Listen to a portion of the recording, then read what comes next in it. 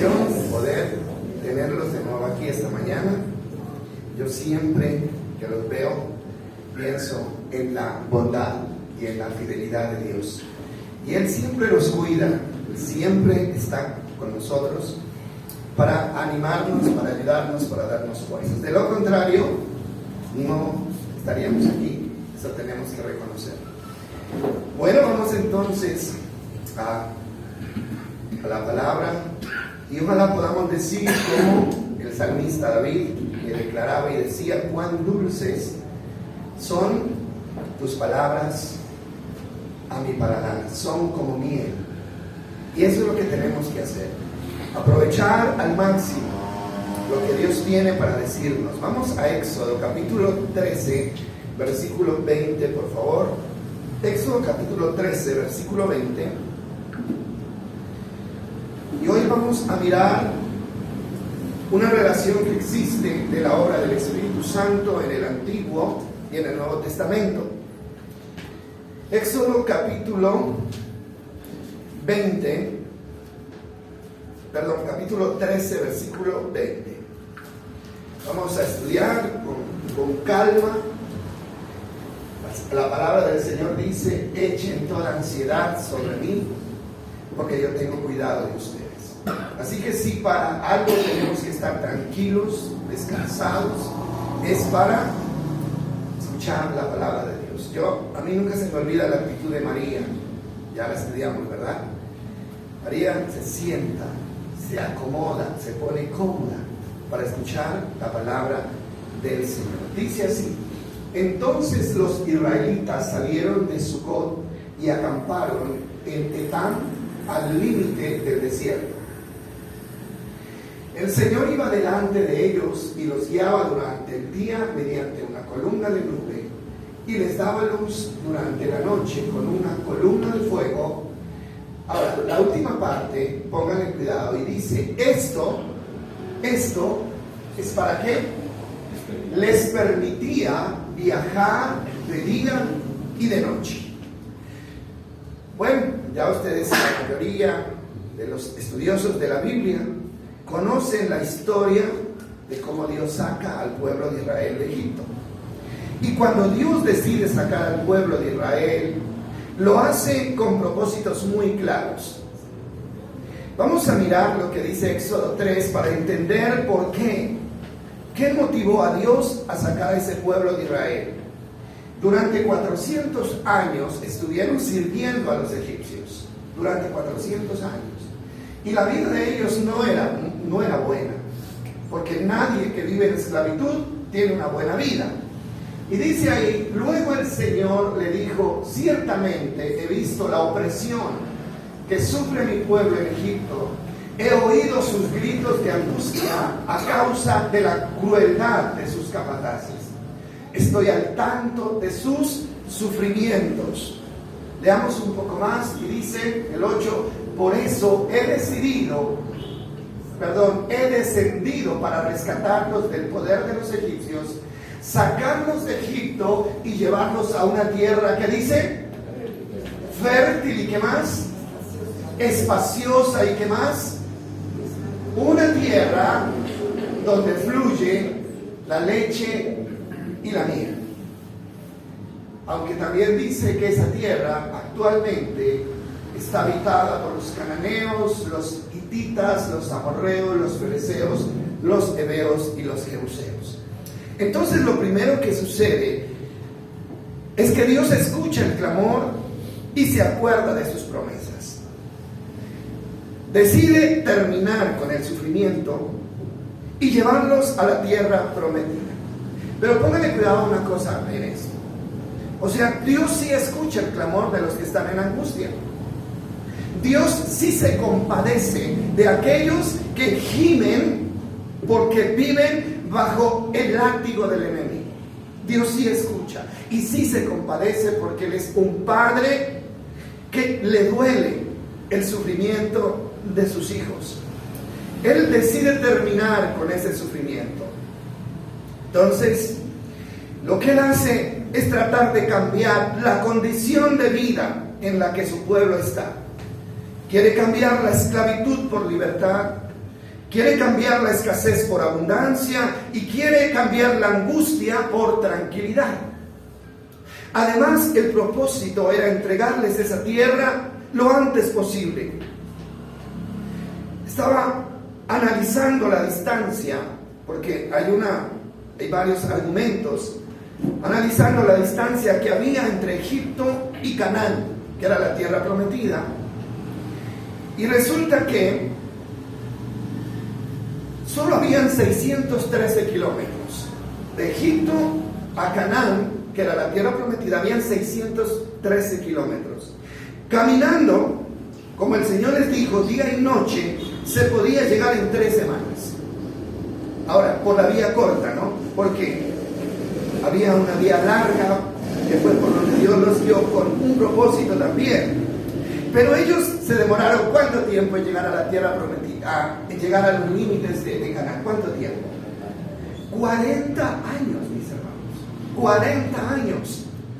Eso es demasiado tiempo. Ahora, Dios preparó todo para que pudieran llegar rápido a esa tierra. Y Él les dijo, caminen día y noche. Esto indica que Dios quería que llegaran lo antes posible.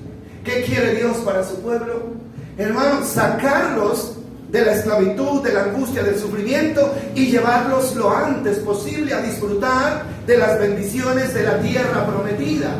La tierra ancha, la tierra amplia, donde no hay escasez, donde no hay látigo, donde no hay ataduras.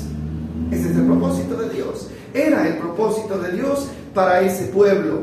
Entonces, en ningún momento Él quiso que estuvieran 40 años dando vueltas en el desierto. No quiso. Eso no era la voluntad de Dios. Ahora, la pregunta es, ¿por qué estuvieron tanto tiempo en el desierto? ¿Por qué? O sea, ¿por qué no pudieron llegar? Hermano, y hay algo muy triste todavía, y es que la mayoría ni siquiera entraron. Ustedes saben eso, ¿verdad? La mayoría de todos los que salieron de Egipto, los que salieron, ninguno pudo disfrutar de la bendición que Dios les había prometido, porque murieron en el desierto. Solo las personas de 20 años hacia abajo, Josué y Caleb, entraron a ese lugar. Los demás se quedaron tendidos en el desierto. Ahora la pregunta es ¿por qué? ¿Por qué creen ustedes?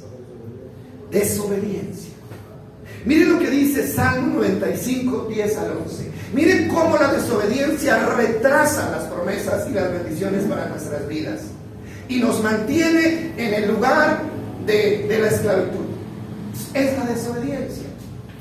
Dice Salmos, luego el salmista retoma la historia y dice: durante 40 años estuve enojado con ellos, con el pueblo, y dije: son un pueblo cuyo corazón se aleja de mí y rehúsan hacer lo que les digo. Y dice el versículo 11: así que en mi enojo juré, ellos nunca entrarán a mi lugar de descanso. Y miren, volvamos a ver el 10 porque me parece tan importante. ¿Por qué? ¿Por qué? ¿Quién tuvo la culpa de que ellos murieran en un lugar tan duro como el desierto? Durante 40 años estuve, que dice, enojado. Dije, son un pueblo cuyo corazón, que dice, se aleja. Mire, la dinámica del pueblo de Israel fue muy clara. Dios les había trazado el camino recto, claro por donde debían andar. No se vayan ni a la derecha ni a la izquierda, sigan por donde yo los voy a guiar. Además, para que no se pierdan, les mandó una columna de nube de día y una columna de fuego de noche. ¿Qué más querían ellos? Ellos no tenían por qué perderse, ni irse a la derecha ni irse a la izquierda. Pero ¿qué hacían ellos? Desconociendo la voluntad de Dios, endurecidos en su corazón, siempre decidieron irse o a un lado o a otro, y se inclinaron a dioses ajenos, practicaron la idolatría, la rebeldía, la murmuración. Y cada vez que ellos se desviaban del camino, Ellos perdían tiempo para llegar hacia la bendición. Ahora vamos a poner este ejemplo. Dios les había dicho derecho, ¿no? Tienen que andar derecho. Cuando ellos decidían dar vuelta a un lado, ellos estaban alejándose de la bendición. Ya no caminaban hacia la bendición. Y si usted lee la historia, se da cuenta de que cuando ellos se desviaban, caían en la ruina, en la miseria, y caían otra vez en la esclavitud bajo sus enemigos. ¿Qué hacía? Clamaban a Dios allá, y Dios los volvía, los sacaba y los ponía en el camino derecho. Unos días caminaban, pero volvían otra vez y se desviaban del camino. Hermano, un trayecto que se podía recorrer en tan poco tiempo, ellos les demoró años, porque la desobediencia, eso es lo que hace, apartarnos de la bendición, esa bendición que Dios tanto quiere darnos. Entonces, este salmo es muy claro. Y luego el apóstol Pablo, ya hablándole a la iglesia, porque ustedes saben que el pueblo de Israel, o la historia del pueblo de Israel, se repite en la historia de la iglesia. 1 Corintios 10. El apóstol Pablo retoma todo esto, pero ya lo aplica a la iglesia, o sea, a nosotros como creyentes de este tiempo. Y dice Pablo: amados hermanos, no quiero que se olviden de lo que le sucedió a nuestros antepasados. Habla del pueblo de Israel hace mucho tiempo en el desierto. ¿Qué le sucedió?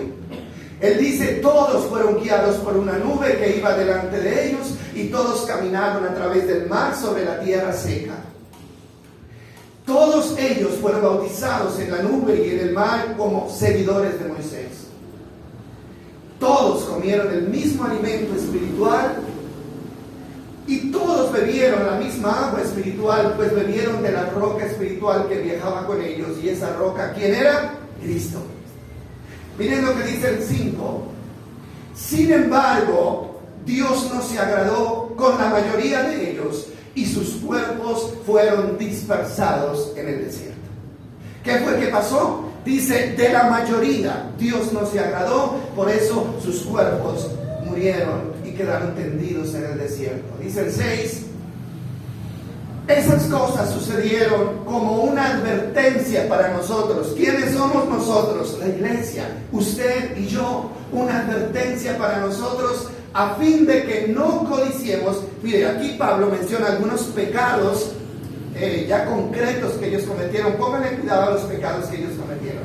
Primero dice codiciar, y nosotros dice: no codiciemos lo malo como lo hicieron ellos. Primero, codicia. Váyase grabando esa lista en su mente. Segundo, ni rindamos culto a ídolos como algunos de ellos. Como dice la escritura, el pueblo celebró con abundante comida y bebida y se entregó a diversiones ¿qué? Paganas. Hermano, déjeme hacer un paro aquí, un paro. A veces pensamos, y lo digo con mucha sinceridad, a veces la iglesia cristiana cree que no es idólatra porque no tiene imágenes en la casa. Pero ¿cuál es la idolatría? El pueblo celebró con abundante, ¿qué dice? Comida y bebida. Y está hablando de fiestas paganas. Fiestas paganas. Así usted no tenga ídolos, ni imágenes, ni estatuas de madera o de yeso en su casa, pero si usted es una persona que comparte las fiestas paganas, usted está rindiéndole culto a los ídolos. Por eso un creyente no puede andar detrás de estas cosas. Hermano, la mayoría de las fiestas se celebran en honor a ¿quiénes? A los ídolos. La fiesta de Cartago, ¿en honor a quién se celebra? San Pedro y San Pablo, ídolos, ¿no? Pedro y Juan. Bueno, Pedro y Juan. Todas las fiestas, ¿no? Todas las fiestas tienen el nombre de un ídolo, que así sean apóstoles o así sea la Virgen María, pero el mundo los ha admitido como ídolos. Y el pueblo asiste, y el pueblo va, y el pueblo se sienta y come, ¿no es cierto? Y el Señor dice: eso fue lo que ellos hicieron. Entonces no podemos, porque somos seguidores de ¿quién? Del Dios vivo, que nos ha dicho: tienen que amarme y servirme solo ¿a quién? A Él. solo a Él. Y dice también, entonces, ¿cuántos van? ¿Cuántos pecados van? Primero, ¿cuál es el pecado? Codicia. Segundo, idolatría. Y el tercero dice, y no debemos cometer inmoralidad sexual como hicieron algunos de ellos, lo cual causó la muerte de 23,000 personas en un solo día. Hermano, Dios no los sacó de la tierra de Egipto para matarlos en el desierto. No. Dios no los sacó para que murieran como murieron tantos de ellos en el desierto. La tierra se abrió en una ocasión y se los tragó. Las serpientes salieron de todos lados y comenzaron a morderlos. Y mucho pueblo murió en el desierto. Pero esa no era la voluntad de Dios. Dios los saca con una voluntad firme y decidida para llevarlos a la tierra, para bendecirlos. La inmoralidad sexual en cualquier sentido es un pecado que nos aleja de la bendición de Dios y trae maldición como cualquier otro pecado a nuestra vida. Entonces, el versículo 9 dice, tampoco deberíamos poner a prueba a Cristo, como hicieron algunos de ellos y luego murieron mordidos por las serpientes. ¿Qué significa tentar a Dios? Significa desafiar a Dios. Significa rebelarse en contra de su voluntad abiertamente. Y significa creer que nosotros sabemos más que Dios. Eso es tentar a Dios. Y dice el 10 por último, y no murmuren como lo hicieron algunos de ellos y luego el ángel de la muerte los destruyó. Murmuración, un pecado del cual no se tiene mucho cuidado. Murmurar, ¿qué es, hermano? Hablar en voz baja o hablar a las espaldas de otra persona. Y ellos lo hicieron y hablaron mal de sus líderes, de los que los estaban guiando, de Moisés y de sus líderes. Y esos fueron algunos de los pecados que hicieron enojar a Dios, y por eso Él decidió no darles el reposo o el descanso que les había prometido. Está clara esta parte, ¿verdad? Pero lo importante es que dice, y esto sucedió como ejemplo para la iglesia. La situación de la iglesia es la misma. Dios nos sacó del mundo donde estábamos esclavos con el propósito de bendecirnos, al punto de que tuviéramos una vida plena y abundante. Lo dice Juan 10:10. ¿Recuerdan ustedes? El diablo vino para matar, hurtar y destruir, mas yo he venido para que tengan, ¿qué dice? Vida, y la tengan en abundancia. ¿Qué significa tener vida abundante? Vida plena, hermano. Es que usted viva bien. Emocional, mental, psicológica, físicamente, que usted viva bien. Esa es la voluntad de Dios. Y eso Dios está dispuesto a dárselo a usted y a dármelo a mí, a pesar de los obstáculos. El pueblo de Israel tuvo obstáculos muchos en el desierto, pero los obstáculos y las pruebas no son para detenernos o desviarnos del camino, sino para hacernos más fuertes para la conquista definitiva del cielo. Hermano, mucha gente se aparta del Señor por los obstáculos, ¿verdad? Las pruebas. No, yo no pensé que esto era así. El pueblo de Israel muchas veces quiso devolverse a Egipto porque se encontraron con cosas difíciles. Pero Dios estaba siempre allí. Adelante, avance. Es necesario que hayan obstáculos para que ustedes conozcan el poder del Dios que los sacó. Así que los obstáculos no pueden, hermano, ni detenernos ni hacernos perder el camino. No pueden. Porque una persona que un obstáculo lo asusta y lo aparta del camino del Señor no es apto para el reino de Dios. Nunca podrá llegar al reino de Dios. Entonces, la vida abundante, quiero decírselo a usted esta mañana porque yo sé que es la verdad y usted lo sabe. La vida abundante siempre ha estado al alcance de nuestras manos, ¿sí o no? Siempre ha estado aquí, al alcance de nuestras manos. Pero somos nosotros, con nuestras equivocaciones y rebeldías, que nos hemos alejado de ellas. Somos nosotros, hermano. Y yo pienso que la madurez consiste en lo siguiente: una persona madura es una persona capaz de reconocer los errores que cometemos y asumirlos y no echarle la culpa a nadie más. Hermano, no sé cómo sea su vida. Yo no sé qué tiene y qué le haga falta. Yo no sé si usted vive una vida abundante o no, pero lo único que yo sé es que si usted no vive una vida abundante es por culpa de sus equivocaciones. Si yo no vivo la vida abundante es por culpa de mis equivocaciones y yo tengo que asumir. ¿Estamos de acuerdo con eso? Hermano, porque el ser humano somos muy dados a excusarnos y a justificarnos, pero en el fondo, muy en el fondo, sabemos que lo que estamos viviendo es el resultado de nuestras acciones y tenemos que aprender a reconocerlo, porque eso es la madurez. Eso es madurez. Entonces Dios mantiene su promesa porque Él es fiel y no puede negarse a sí mismo. Esa columna de fuego y de nube hoy representan al Espíritu Santo. Casualmente el Espíritu Santo siempre se ha comparado con el fuego, ¿lo recuerdan? Cuando vino sobre los 120 en el día de Pentecostés, vino como lenguas de fuego que se asentaron sobre la cabeza. Cuando Jesús les promete el Espíritu Santo en Juan capítulo 7, dice: y Él vendrá y los bautizará con el Espíritu Santo y fuego. Entonces esa columna de fuego representaba al Espíritu Santo. Él está para guiarnos. Él intenta guiarnos. Él nos habla, trata de convencernos, pero muchas veces se encuentra con el orgullo, con la prepotencia, con ese deseo de hacer lo nuestro.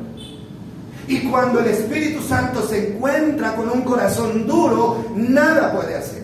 Nada. ¿Sabe por qué? Porque el Espíritu Santo nunca hará su obra a la fuerza. Nunca hará su obra obligadamente. Él espera que nosotros reconozcamos la necesidad de su dirección. Él no se va a oponer a la fuerza, a que hagamos lo que queremos. Solo puede ver con dolor que nos alejamos de la bendición. Que dice Pablo: no entristezcan al Espíritu Santo. ¿Sabe cómo se entristece el Espíritu Santo? Cuando ve que nosotros pudiéramos estar bendecidos, pero que estamos lejos de la bendición. Así como a un padre le duele ver a un hijo en la calle cuando podía estar en la casa, comiendo, bebiendo. Pero hay muchos hijos que duermen en la calle, comen de la basura, y sus padres nada pueden hacer, solo pueden ver con dolor cómo se destruyen. Lo mismo hace el Espíritu Santo. No puede hacer nada porque la voluntad y la decisión la tomamos. ¿Quién es? Nosotros. ¿Recuerdan lo del hijo pródigo? El padre siempre estará con sus brazos abiertos esperando que volvamos. Pero el que quiere vivir en medio de la basura, en medio del estiércol de los cerdos, como vivió el hijo pródigo, hermano, ahí se queda y nadie puede hacer nada, ni siquiera Dios, porque es nuestra voluntad. Juan capítulo 14, versículo 15 al 16, el Señor dice algo muy claro respecto al Espíritu Santo.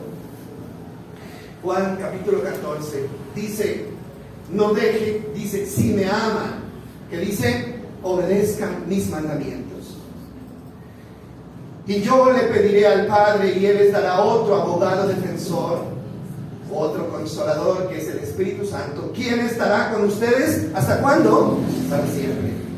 La columna de nube y la columna de fuego nunca se apartaron de ellos. Solamente cuando ellos se desviaron, la perdían de vista. Pero cuando ellos volvían al camino, la columna de fuego volvía a aparecer. Y el Señor dijo: yo enviaré al Espíritu Santo para que esté con ustedes. ¿Para qué? Para que los guíe, para que los consuele, para que los ame, para que los guíe, para que ustedes caminen día y noche y no paren hasta llegar a la meta, hasta llegar a la bendición. Pero cuando dejamos al guía de lado, lo más seguro es que nos perdamos. Si usted deja a quien lo guía, a quien conoce el camino de lado, lo más seguro es que usted se pierda en el camino. Y mucho creyente está perdido, dando vueltas en la vida, fracaso tras fracaso. ¿Sabe por qué? Porque dejó al Espíritu Santo de lado, porque no lo tiene en cuenta en su vida. Y dice El siguiente texto, el versículo 16 dice, me refiero al Espíritu Santo, dice Jesús, quien guía a toda la verdad. El mundo no lo puede recibir porque no lo busca ni lo conoce, ni lo reconoce, pero ustedes sí lo conocen porque ahora vive con ustedes y después estará con ustedes. Vive y estará con ustedes para siempre. Aquí hay dos cosas importantes. El Señor Jesucristo habla de si me aman, que dice guardarán mis mandamientos. Esa entrega que nos pone en disposición de darle a Él el primer lugar. Y la segunda cosa es guardar sus mandamientos. Y Él dice, entonces yo enviaré al Espíritu Santo. Si yo amo a Dios de verdad y en mi corazón existe el deseo honesto de obedecerlo, el Espíritu Santo comenzará a obrar para llevarme en el camino de la obediencia hacia la bendición. Hermano, ¿qué quiere ver Dios, el Espíritu Santo, en nuestros corazones? Hermano, Él quiere ver deseo. ¿Cuál es el primer requisito o el requisito para ser llenos del Espíritu Santo? El viernes estábamos hablando de eso aquí en el estudio. Y uno de los requisitos, el primer requisito para ser lleno, para que el Espíritu Santo tome control, es morir. ¿Es morir a qué? Al yo. Y si el grano de trigo no muere, queda solo, pero si muere, lleva mucho fruto. Hermano, no es fácil morir, pero tenemos que morir. Y no estamos hablando de muerte física, estamos hablando de muerte a nuestros deseos, de muerte a querer hacer la voluntad nuestra, dejando la voluntad de Dios de lado. Y eso no es fácil, hermano. A nadie le gusta la muerte, pero en este caso, hermano, si no hay muerte, no hay resurrección a una nueva vida. No hay resurrección. Y eso es lo que nosotros tenemos que entender. No hay resurrección. Entonces, si yo amo a Dios de verdad, en mi corazón existe el deseo honesto de obedecerlo, el Espíritu Santo comenzará a obrar para llevarme en el camino a la obediencia hacia la bendición. Mire, las fuerzas para obedecer no están en nosotros como seres humanos. Créame esto que le estoy diciendo. Usted puede querer, pero las fuerzas no están en usted. Nadie puede venir a dárselas y a decir, yo sí puedo, si quiero. Eso no es verdad. Hermano, el que puede fortalecernos para obedecer es el Espíritu Santo, pero lo que sí tiene que haber y debe haber en nuestro corazón es el deseo de agradar a Dios. No la fuerza para agradarlo. La fuerza para agradarlo está en el Espíritu Santo, pero el deseo de agradar a Dios sí debe estar en mi corazón. Son dos cosas diferentes, ¿verdad? Entonces, hermanos, sobre ese deseo, oiga bien lo que le voy a decir, sobre ese deseo es que actúa el Espíritu Santo. Si no hay deseo, el Espíritu Santo nada puede hacer, así esté ahí, pero nada puede hacer. ¿Qué espera el Espíritu Santo para poder tomar el control? Que usted desee agradar a Dios. Y si usted desea agradar a Dios es porque ama a Dios y no quiere ofenderlo. Tenemos que reconocer, mis amados, y eso tal vez es duro reconocerlo, que muchos llevamos años, óigame bien, muchos de nosotros, estoy hablando de cada uno de nosotros, muchos llevamos años dando vueltas sin obtener las promesas. Yo no sé qué pasa con usted, vuelvo y repito. De pronto usted es una de las personas que alcanzó la vida abundante, ¿sí? Esa vida de reposo, esa vida de tranquilidad. Bueno, estamos hablando de la parte espiritual, ¿no? Porque eso es lo que Dios dice, yo les voy a dar descanso en esa tierra, les voy a dar reposo. Hebreos habla de lo mismo, dice que Él nos va a dar un reposo. Hermano, pero yo sé, por lo que yo veo, que muchas personas, creyentes, han vivido dando vueltas en la vida sin encontrar el reposo, sin encontrar la bendición. Todavía atados con muchas cosas.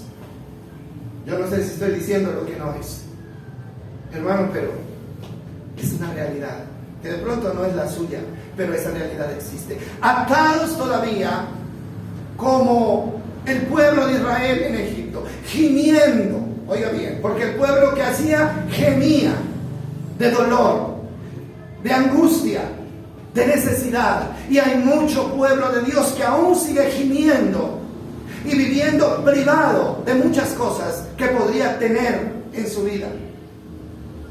Es la verdad, hermano, con familias disfuncionales, con economías, ¿no?, dañadas, con salud, sin salud, mejor dicho, en los cuerpos, ¿sí?, con amargura, con resentimiento, con miedo al látigo, con miedo al castigo, cuando realmente Dios vino a cambiar esa condición de vida para nosotros.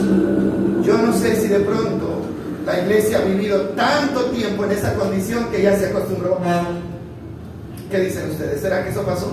Ya nos acostumbramos y lo asumimos como algo normal. Es que es normal. Y lo justificamos diciendo que son los problemas, que son las luchas, que son las pruebas. No, a pesar de las luchas y a pesar de las pruebas, el pueblo de Israel podía llegar y debía llegar al descanso. Debía llegar al descanso. Hermano, esa bendición está dada, esa bendición es nuestra. Y yo lo aseguro y lo confirmo porque Dios me autoriza para hacerlo. Dios decidió bendecirnos y Él dice: yo nunca voy a arrepentirme de la bendición que decidí darles a ustedes. Nunca. Porque Dios no es hombre para que mienta, ni hijo de hombre para que se arrepienta. Lo que Él dijo, Él está dispuesto a cumplirlo, hermano, hasta el último día de nuestra existencia. ¿Qué ha prometido Dios? Muchas cosas. Ha prometido paz para nuestra alma, salud para nuestro cuerpo, provisión para nuestra vida, seguridad para nosotros. Pero ¿sabe qué, hermano? Son nuestras equivocaciones las que nos han alejado de la bendición. Y tenemos que aprender a reconocerlo. Tenemos que aprender a reconocerlo. Yo conozco gente, hermano, que se murió en la iglesia como creyente, pero se murió sin tener la bendición. Y esa no es la voluntad de Dios. Eso le pasó al pueblo de Israel. Se murieron con las expectativas de vivir una vida abundante, pero nunca vivieron. ¿Por qué? Porque constantemente estaban desafiando el poder de Dios con su incredulidad. Porque estamos tomando caminos equivocados, porque estamos resistiendo la guianza del Espíritu Santo, llenos de argumentos humanos, pensando que Dios tiene que ir detrás de nosotros para darnos la razón. Y eso no va a suceder, hermano. Dios jamás le va a dar la razón a usted si no la tiene. El cielo y la tierra pasarán, pero mi palabra no pasará. Y una persona, hermano, que ha decidido seguir la dirección del Espíritu Santo, tiene que saber, hermano, que esa dirección está estipulada en la palabra de Dios. Hay mucho argumento, hermano, en la vida de nosotros. Mucho argumento, mucha justificación del por qué y del cuándo y de yo sí y yo no. Cuando deberíamos es reconocer, hermano, que todo eso tiene que morir. Todo eso tiene que morir. Es lo común, hermano. Y estoy hablando de verdades porque es necesario. Cuando a veces cometemos un error y alguien quiere hacernos reconocer, ¿qué es lo primero que hacemos? ¿Tratar de qué? De justificarnos. ¿Sí o no? No, es que si usted hubiera visto, es que a mí no me parece, es que yo creo, es que yo... Hermano, es tan sencillo reconocer con humildad que me equivoqué y pedirle perdón a Dios, y Él inmediatamente me sacará al camino de la abundancia y al camino correcto otra vez. Pero mientras insistamos en querer tener la razón cuando no la tenemos, estamos resistiendo al Espíritu Santo. Lo estamos resistiendo.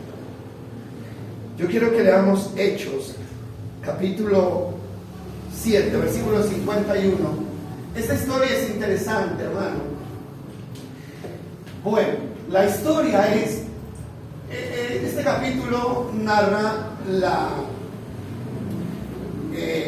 muerte de Esteban. ¿No? ¿Ustedes sabían quién era Esteban? Sí, ¿no? Esteban era un discípulo y fue al primer discípulo que mataron después de Jesús, fue al primero que mataron los religiosos de aquel entonces. Lo mataron a pedradas, ¿sí? Entonces, él estando allí en el juicio que le hicieron, él hace una defensa muy larga de varios versículos, pero en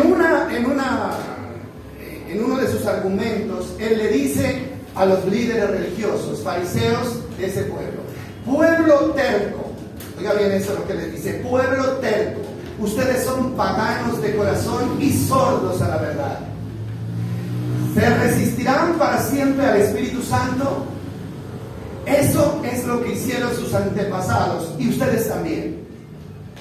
Mire, ¿a quién estaban resistiendo ellos? ¿A quién? Al Espíritu Santo.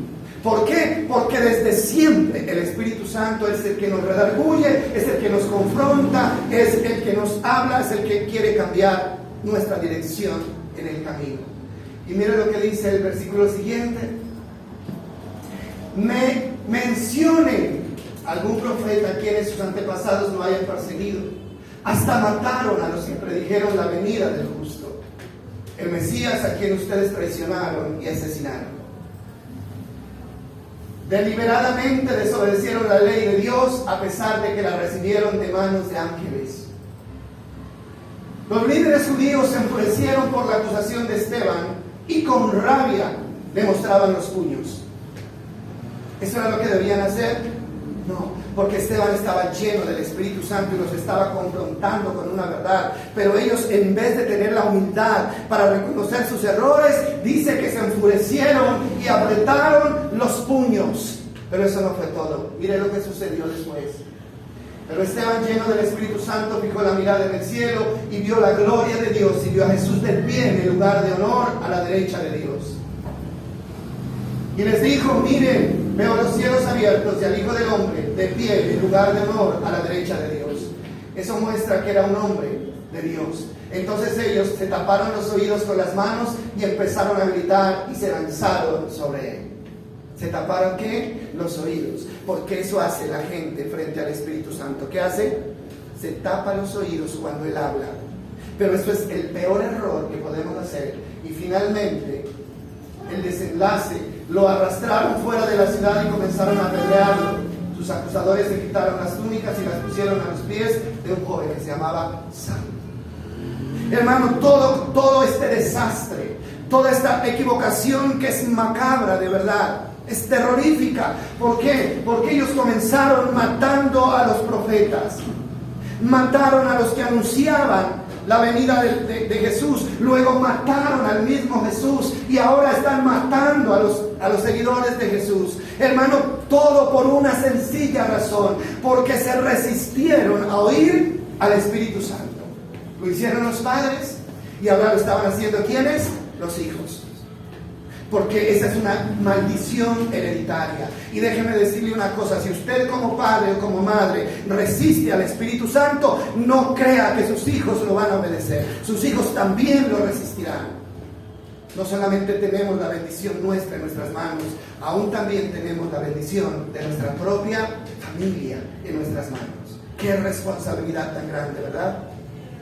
Pero este hombre lleno del Espíritu Santo les dijo la verdad, pero ellos se llenaron de ira, taparon sus oídos, se hicieron los sordos, se hicieron los ciegos y continuaron en el camino hacia la perdición. ¿Quién habla? El Espíritu Santo. Y el Señor dice, no ignoren al que les habla. Porque si hay alguien, hermano, que quiere guiarnos por el camino correcto, ¿quién es? El Espíritu Santo. Nadie más. Hermano, ¿cómo habla el Espíritu Santo? ¿Cómo habla? Pues ya lo aprendimos el domingo anterior, ¿recuerdan? El Espíritu Santo usa la palabra. ¿La espada de qué? Del Espíritu. Entonces, cuando usted vaya a hacer algo malo, algo incorrecto, y sienta como que algo le dice que no, algo lo incomoda, algo le está diciendo que desista, hermano, no es la conciencia simplemente. ¿Sabe quién es? El Espíritu Santo. Y si usted, a pesar de sentir que alguien le dice que está mal lo que va a hacer, lo hace, está haciendo lo mismo que los religiosos de ese tiempo, resistiendo al Espíritu Santo y tirándose al abismo, porque cada vez la maldad va a ser más grande. Primero los profetas, después Jesucristo, después los apóstoles, hermanos, y esa gente se perdió en los pecados más horribles que ustedes se puedan imaginar. Tenemos la gran bendición de tener a alguien que nos guía. No lo ignoremos. Hermano, a veces Dios puede hablarnos a través de cosas. Usted puede estar tratando de tomar una decisión que no es correcta, y hasta un niño pequeño puede usar el Espíritu Santo para hablarnos. Un amigo, un vecino, cualquiera, ¿no? Cualquiera. Pero nosotros tenemos que tener en cuenta que todo lo que aparece en el camino para evitar que hagamos lo malo es un instrumento de Dios tratando de evitarnos la maldición y la ruina. Entonces, quiero terminar leyendo algunos textos de los proverbios que son muy importantes en este tema. Dice Proverbios 3, 5 al 6. Dice, mire lo que dice: confía en el Señor con todo tu corazón y no dependas de tu propio entendimiento. Hermano, gracias a Dios porque Él nos ha hecho entendidos. Nos ha dado sabiduría, nos ha dado entendimiento, de verdad. Y ese entendimiento nos ha servido, hermano, para conseguir muchas cosas. Pero ¿sabe una cosa? Así como hay una sabiduría que viene de Dios, hay una sabiduría que viene del diablo. Esto lo dice Santiago. La sabiduría de Dios es la que nos guía a lo bueno. La sabiduría carnal y diabólica es la que nos guía hacia lo malo. Hermano, entonces el consejo es: no dependas de tu propio entendimiento. Es cierto que usted es inteligente, pero déjeme decirle que hay alguien más inteligente que usted. ¿Quién es? El Espíritu Santo, que sabe lo que va a suceder mañana, dentro de un año, dentro de 20 años. Usted no lo sabe, yo no lo sé. Hermano, Él sabe cómo le va a ir en ese viaje que usted quiere hacer. Él sabe cómo le va a ir en ese negocio que usted quiere emprender. Y si el que conoce el futuro, hermano, le dice que no lo haga, porque Él ve más allá de lo que usted ve. Entonces no nos creamos tan inteligentes, porque hay alguien más inteligente que nosotros, y la humildad depende en darle el permiso a Él para que guíe nuestras vidas. Y Proverbios 14, 12 está hablando una persona, uno de los hombres más sabios, ¿no?, que existió. Dice: delante de cada persona hay un camino que parece correcto, pero termina ¿dónde? En muerte. La Reina Valera dice: hay caminos que al hombre le parecen derechos, pero su fin es camino de muerte. Delante de cada persona hay un camino que parece derecho. Hermanos, siempre que hay algo verdadero, surgirá algo falso. ¿Cierto que sí? Siempre que Dios crea algo real, el enemigo creará algo irreal. ¿Sí? Como el dinero, ¿no? Se imprimen billetes nuevos, ¿no?, verdaderos, y el delincuente inmediatamente imprime los falsos. Todo eso es una trampa. Así que yo no puedo confiarme de mi propio corazón. No puedo. Hermano, ya por confiarnos de nosotros nos hemos equivocado ya bastante. ¿No le parece? Bastante nos hemos equivocado.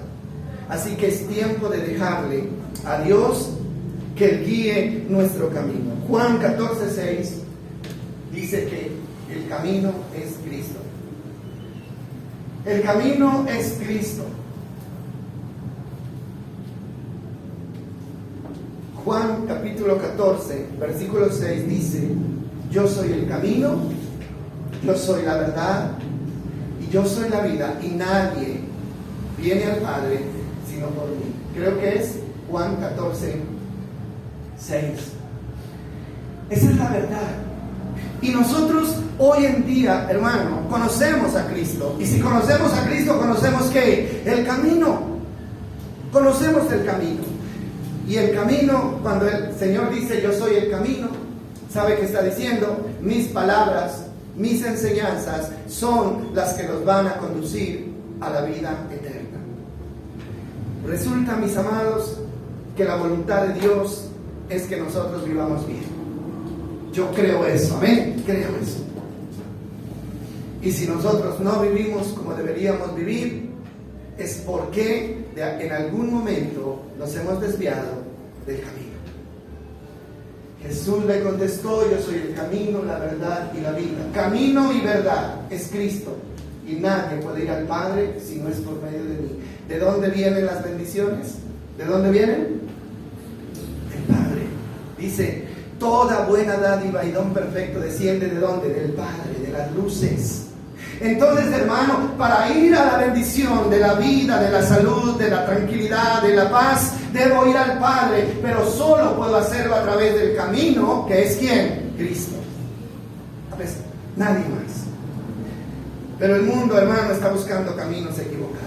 Creen que la plata es el camino, ¿no? Algunos creen que la plata es el camino que les va a dar todo lo que necesitan, ¿cierto? Pero mire lo que pasa. Algunos creen que el placer, que la diversión es lo que les va a dar todo lo que necesitan. Caminos torcidos, caminos de muerte. Y el Señor dice, no hagan lo mismo que hicieron ellos. Ustedes tienen que ser más inteligentes, tienen que ser más fuertes para mantenerse en el camino. Entonces, hermano, tenemos que conocer a Cristo y al Espíritu Santo y dejarnos conducir por Él. Hemos hablado ya bastante del Espíritu Santo, bastante. Y yo creo que con la información que tenemos, o sea, ya podemos empezar a vivir vidas diferentes. ¿Sí o no? La voluntad de Dios es buena, es agradable y es, ¿qué más? Perfecta. Buena, agradable y perfecta. Y esa voluntad es para nosotros. Yo conozco mis pensamientos acerca de ustedes, dice el Señor. Son pensamientos de paz y no de mal, para darles el bien que desea su corazón. Créanme, la bendición está ahí, al alcance de nuestras manos. Solamente que tenemos que aprender a tomar el camino correcto. Y cuando alguien lo redarguya, hermano, piense que el Espíritu Santo es el quien está hablando. No resistamos al Espíritu Santo como lo resistieron los sacerdotes y cometieron tanta maldad, aún con el mismo Hijo de Dios. Bueno, dejamos aquí. Vamos a darle gracias a Dios por esa bendición del Espíritu Santo en nuestras vidas. Señor, hoy reconocemos que tu obra fue perfecta, Dios, y que nosotros estamos reflejados en el pueblo hebreo, en el pueblo de Israel. Señor, tú escuchas el gemido, escuchas, Señor, el lamento cuando te clamamos. Y vienes, Dios, en rescate, pero lo haces mostrándonos el camino de salida. Gracias porque aún lo estás haciendo a través de tu Espíritu Santo bendito, nuestro amigo, nuestro compañero, nuestra fuerza, nuestra ayuda, nuestro consuelo, nuestra paz.